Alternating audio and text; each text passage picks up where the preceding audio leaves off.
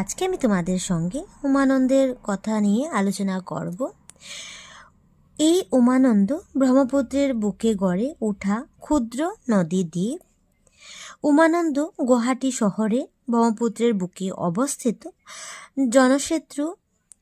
জনশ্রুতি আছে যে সতীর দেহত্যাগের পর শিব এই দ্বীপে ঘোর তপস্যায় মগ্ন হয়েছিলেন।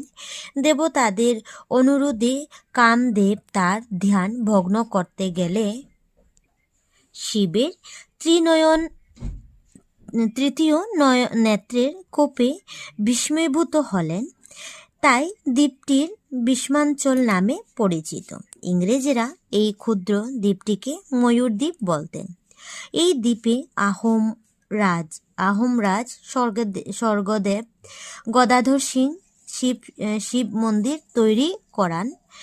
রূপোর খোদাই করা শিব এখানে পূজিত হন।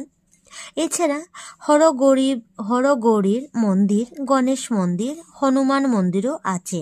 প্রতি বছর ধুমধাম করে শিবরাত্রি পালন করা হয়।